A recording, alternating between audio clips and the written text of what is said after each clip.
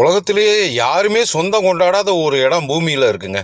அது என்னன்னு தான் பார்க்க போறோம். உலகத்துல 7 கண்டங்கள் இருப்பதும் பல நாடுகளாக பிரிக்கப்பட்டுள்ளதும் ஒவ்வொரு நாடுக்கும் தனித்தனி விதிகள் செயல்பட்டு கொண்டிருப்பதும் அந்த வகையில் ஒரு நாட்டின் குடிமகன் அந்த நாட்டின் சட்டத்திட்டங்களுக்கு கட்டுப்பட்டு நடக்க வேண்டும் என்பதும் அறிந்தவைகள் தான். இவ்வாறு உலகம் பிரிக்கப்பட்டதன் மூலம் ஆட்சி செய்து மக்கள் நலனை பேணுவதும் எளிதாக இருக்கும் என்பதால் இந்த அமைப்பு உருவானது. ஆனாலும் பாருங்க, உலகில எந்த நாட்டுக்கும் சொந்தம் இல்லாத பகுதி ஒன்றும் உள்ளது இந்த பூமியில. அடடா, அந்த பகுதி தான் எனக்கு தெரியுமே, அண்டார்டிகா அப்படின்னு நினைச்சிடாதீங்க. நான் சொல்ல போது அண்டார்டிகா இல்ல, எகிப்து மற்றும் சூடான் நாட்டுகளின் எல்லை பகுதியில குறைந்தபட்சம் ஒரு 2000 கிலோமீட்டர் நீளம் கொண்ட பிர் தவில் என்கின்ற ஒரு நிலப்பரப்பு உள்ளது. இந்த பகுதி பெரும் மலைகளால் சூழப்பட்டு பாலைவனத்தின் நடுவே நம்மை போன்ற மனிதர்கள் வாழ்வதற்கு தகுதியற்ற பகுதியாக இருக்கிறது. இதனாலதான் என்னவோ எந்த நாடும் இந்த இடத்தை உரிமை கோருவதாக இல்லை. இருந்தாலும் நம்ம ஆளுங்க சும்மா விட்டுடுவாங்களா? மனுஷனுங்களாச்சே. இருந்தாலும் சில தனிநபர்கள் இந்த இடத்திற்கு உரிமை கொண்டாடி வருகின்றார்கள். இப்படிதான் 2014ஆம் ஆண்டுல அமெரிக்காவை சேர்ந்த ஜெரோமியா ஹீட்டன்